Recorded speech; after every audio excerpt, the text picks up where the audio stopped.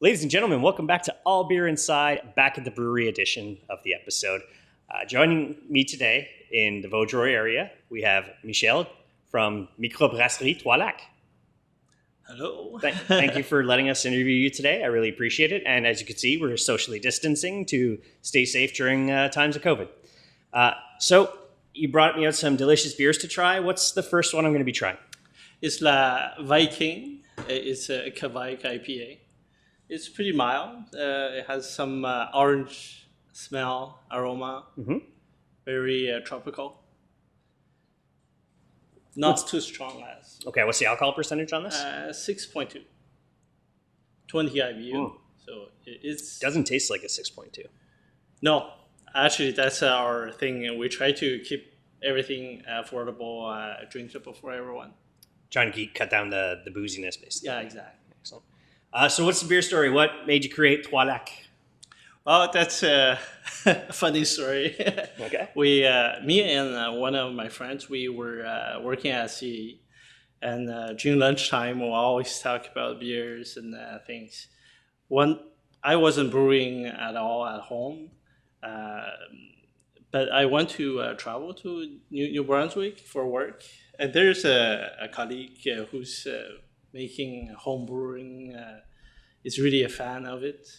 So he showed me the process, explained me how it can be done, and he suggested me equipment to buy. So I bought the grandfather at home. So I did one batch, two batch. Wow, that was really nice. And then I talked to my friend, let's do a microbrewery. Cool. That's how we started. Nice, simple. Let's just get it done. Yeah. Awesome. And CAE, you were an engineer there? Or? Yeah, we both engineer at CAE. We still Okay. work at CAE. This is our weekend evening work. Yeah, a lot of brewers have, their weekday jobs, and then this is their fun time, basically, Right. to say. Awesome.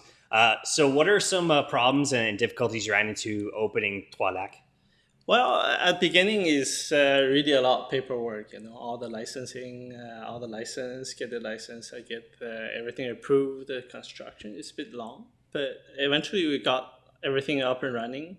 Since then, we started with bottles.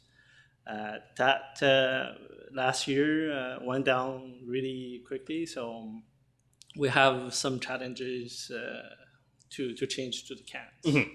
Now we're in cans. Everything is cool, perfect, nice. Yeah, the cans are very popular. What you just decided to bottles first because that was the way to go, and then. Well, it is at that time it was inexpensive compared to cans, so we went that way. We said probably is going to stick around for a while still, but finally not that well. Yeah. Personally, I find cans are a lot more convenient, or, if I'm going to the beach or I'm traveling to a friend's house, they're just lighter. I don't have to worry about leaving. If I leave a can, he doesn't want to bring it back for a deposit. You can just rinse it out and throw it in recycling. Glass is a little more of a pain in the butt. So I'm a big fan of the cans myself, especially the taller ones for the craft beer selections. And also, it conserves probably better the IP for the IPAs. Yeah, it's better. Right? Yeah, I mean, just like not letting light into the beer. Exactly. So, yeah. Perfect. Less oxidation. Yeah. What made you decide this area of Vaudreuil, the kind of industrial / shopping center area? Because just right across the highway, you have the kind of shopping mall. Yeah, so. Yeah. I live here at Ile-Perrot for already 20 years, so I know pretty well that area. It grows really fast here in Vaudreuil. We were looking at first other places, commercial place. It's hard to get big enough and also have a reasonable price for the rent because we need a lot of place to brew. Is actually manufacturing, right? So paying expensive rent for just having tanks sitting there is not worth it. So we make it here, and then we sort of have our tap room here to get feedback from customers. It's great. Yeah, I am finding the big trend right now is find an industrial area, your production in the back, and you have a small little tasting room in the front. Yeah.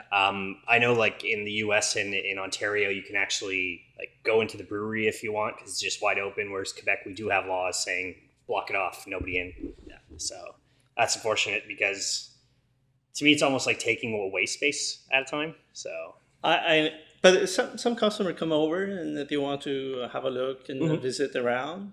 So we do tours when we have time. very, very cool. Yeah, it's nice that you're kind of that way with your customers. Is that you're like, come on, let's see how the beer's made, see how happiness is created. We're proud of it. So awesome. We're happy to show them. Perfect. What's number 2 I'm trying? That's the Vau-Do. It's a New England IPA. Vau-Do for Vaudreuil-Dorion. Mm-hmm. It's a very Beautiful grateful. smell. Yeah. Yeah, that's the lovely New England smell I like. It's very tasty New England. Very smooth, not overly bitter in any way. I'm not getting much hop. Like there's very faint, but there's a little bit of hop burn in the back. So it's very, very smooth for New England. Easy to drink. And it's not as like hazy as most New Englands. It's almost on a paler side. Well, in kegs, they tend to have clear out a bit more. In cans, they stay really more hazier. Okay, cool. Why Microbrasserie Trois Lacs? Why not Microbrasserie Vau-Do or anything like that? Here, the region here, we call it Trois Lacs because we're surrounded by Trois Lacs here, Lac Saint-François, Lac Saint-Louis, and the Lac de Montagne. Originally, my friend Jean-Sébastien suggested 3 Crown because he's a baseball fan. That's great. But I said, well, maybe not everybody knows what's 3 Crown. So let's make it more local, here. So we call it Trois Lacs. Oh, so you're taking it from home, which is great. Yeah. And the beer names themselves, where does that creativity come from? Like Viking, Saint-Patrick, It's really case by case. Like the première impression, because that's our first beer we brew. Mm-hmm. And also it's something we want to say for people drinking commercial beers. It's like the first impression going into the microbreweries beers. So that's why we call it première impression. Okay. And Viking, where does that come from? Viking, actually, it's a story. We have that Quebec East for Norwegian, and we actually ask our employees, what do you think about the name for that beer? Oh, it's coming from Norway. Now, why not why not Viking? Mm-hmm. So that's why. It's pretty simple then. Viking. So, awesome. The labels and designs, who came up with that? Okay, that's our graphist. Okay. He's really good at the design. Originally in the bottles is a bit different. Since we're changing to can, so we asked him to help us to create all the labels, and it's been great. Yeah, it's simple and complex at the same time because you do see within like the green, the pink and stuff, there are bubbles like it's a beer, and then kind of like the brightness of the sun with your name like straight up in front. It's very, very unique style, and you kind of stick consistently across. Just let's change the kind of inside color. Yeah, to reflect what's inside the beer. So it's very nice. Yeah, like the orange is more Viking. It has the orange taste. The red is for Saint-Patrick. Awesome. You mentioned a friend, coworker got you into brewing, suggested you home brew. What was the first home brew beer you made? Oh, I think I did a sort of copy of Coors Light. Okay, so simple ale. But it doesn't taste at all. So I was surprised. Wow, I made better than Coors Light. But yeah, that's my first try. And then after, easily we go to IPAs and all the hoppy beers. What did you name it, or just like it's? Oh no, it's just Michel's booze. Batch number 1, batch number 2. Nice and simple. Perfect. Awesome. What's beer number 3 I'm going to be trying here? That's our double IPA with pineapple. It's a double IPAnanas. Mm-hmm. It's our famous, most popular beer. It has actually pineapple in it, but it does not taste as that much pineapple for people who don't like pineapple. Yeah. You have the hint, but not much. Yeah, it's barely there. It's it's not overpowering in any way. Same thing, barely any bitterness. And like I mentioned pre-show, the first time I ever came to have a couple of beers in your tap room pre-COVID last year, guy comes in, how many double IPAs you have? And the person behind the counter is like, oh, we have a case like right there. He's like, okay, I want more. He's like, but there's a case right there. That's all we have. So he grabbed it. And then we're sitting here and we're finishing our last taster, and some other guy came in, and your person behind the counter just packed 2 new boxes. And guy's like, okay, these 2. We're like, whoa, that's a popular beer. I'm like, we should have bought some. Oh, there's none left. It's all sold out. So it is our very, most popular. Yeah. It's very good beer. It's 9% alcohol. That's the thing. It doesn't really taste 9%, eh? Nope, not at all. This could be problematic drinking a bunch of these early in the morning. Oh, it's more of a sit down, watch a movie, relax, or binge something on Netflix type of beer. After 2 cans, we get some good feelings. Yeah, for sure, 9%. I was personally, I do kind of my own little Thursday night beer tasting thing, and a few weeks ago, I just did all double IPAs, and 3 beers in, I'm just like, oh, it's nap time. So, all 8% above, and the last one was 10, so that's a heavy beer to have at the end of a Thursday night when you have to work tomorrow morning. So, oh, yeah. have you collabed with anybody, either it be a brewery or let's say a coffee shop for your stout or anything like that? Well, actually, we had a special edition. Well, it's not a collaboration, but we did a special edition of Salon for Collabs France for CHU de Quebec. Okay. For COVID-19 in the research and the vaccines.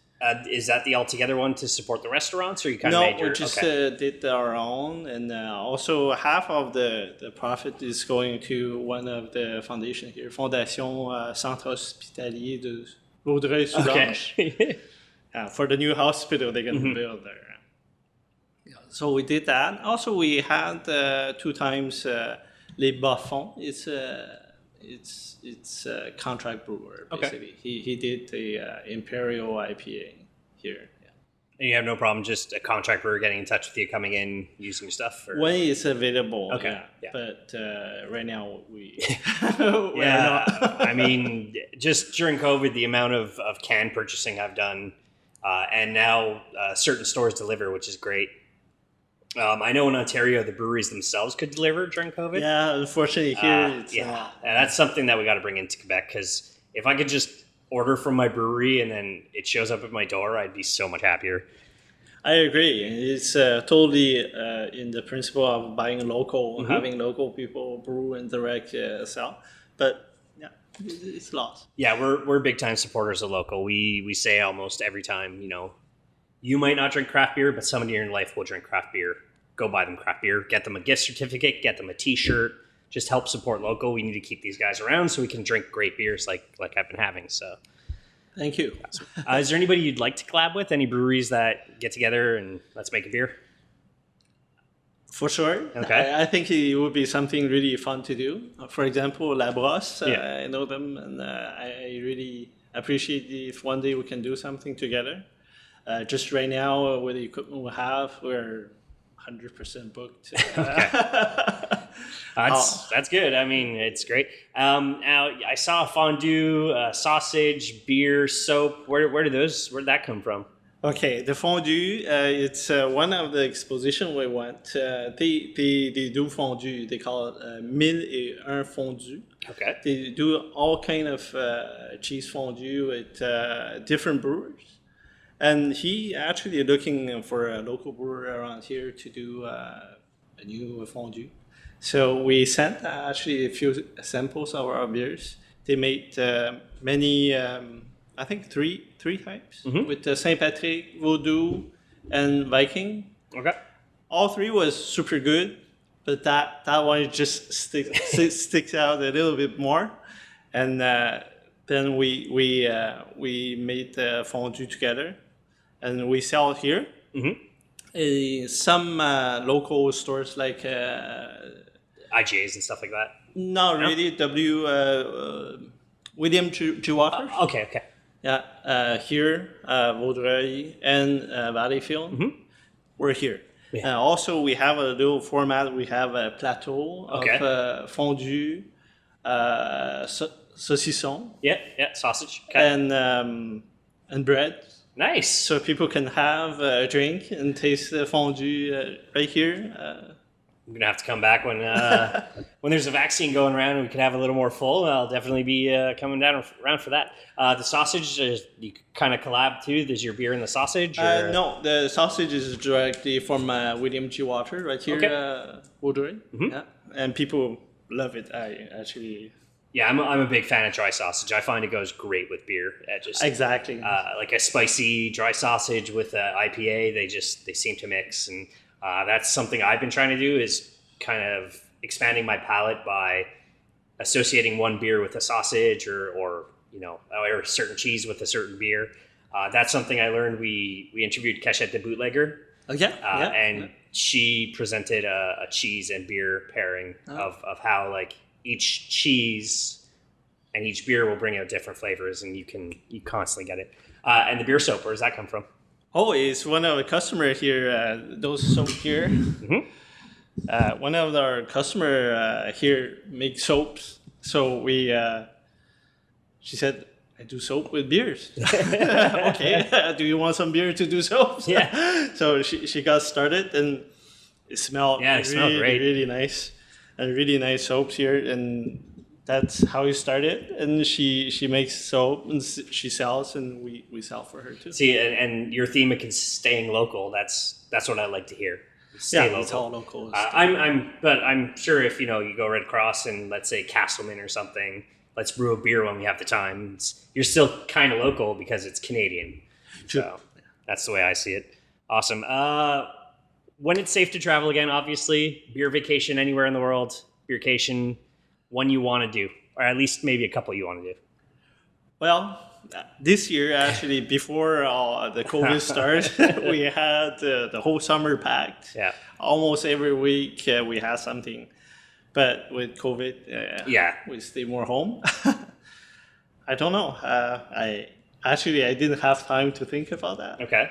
But is it anywhere in Europe, I know South Africa's got a burgeoning beer scene. Obviously, Europe, all over Europe. Europe is easy. Yeah. Belgium. Yeah. And last year we went to Boston area. Okay. There's a lot Trillium, for example. Wow. Yeah. We recently had a Trillium beer on our audio show. That was one of the best beers I've ever had. So. Oh yeah, it's incredible. It's mind blowing. Especially I'm sure if you could brew with them too, just be like, yes, please. We have been trying. Yeah, well, Trillium's pretty big in the States. To my understanding, there's almost like a reservation at times that you have to make. So. Oh yeah. We went there. The first hour of opening is already full. Yeah.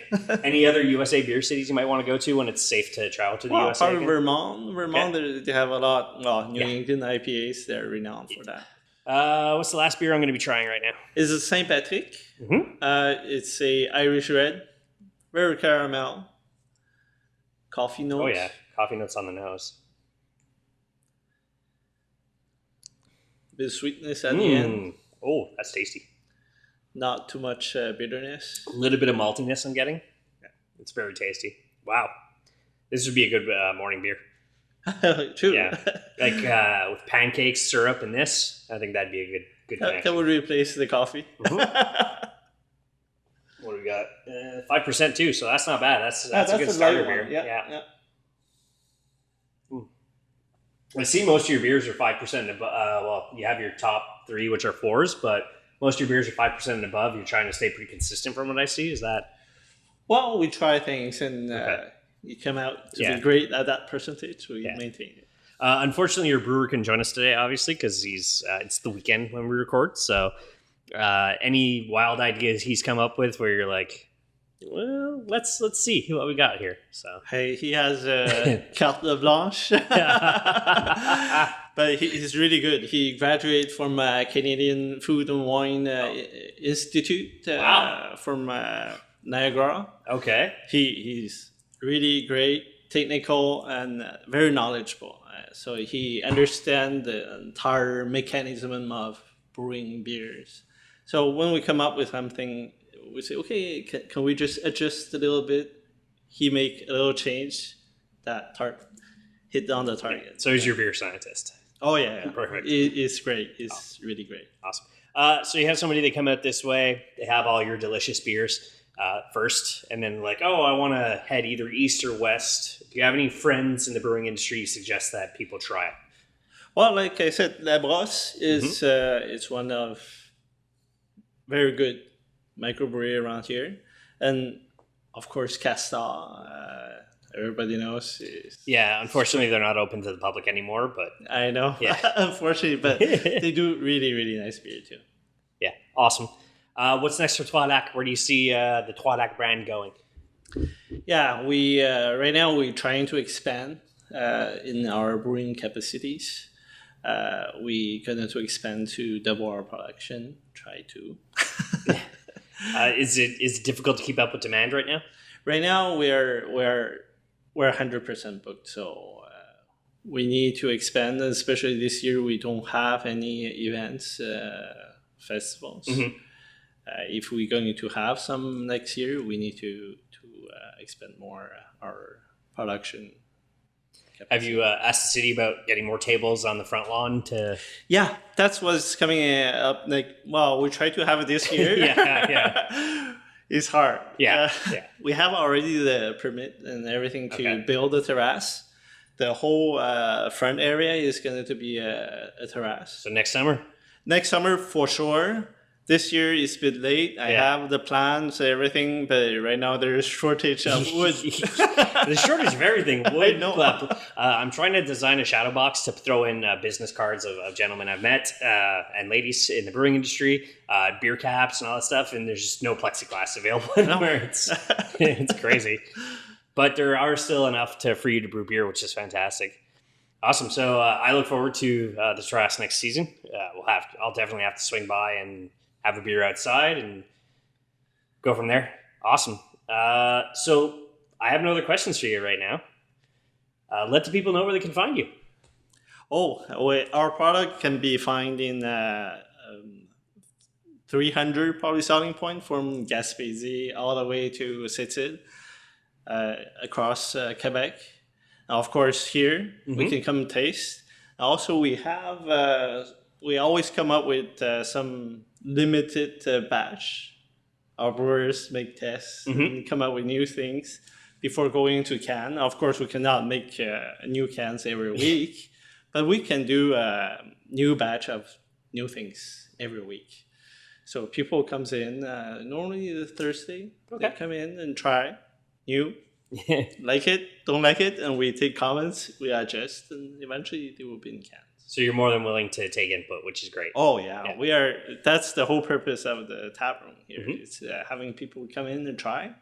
Tell us what do you think. If you don't like, I'd like to know. Awesome. Social media? Trois Lacs with the number 3. Okay. Lac, LACS.com. From there, you can find our Facebook and everything. Awesome. So you got all that here. It'll all be in the show notes. As for us, you can follow us allbeerinside.com, @allbeerinside on all social media. And as I say at the end of every episode, drink craft, not crap.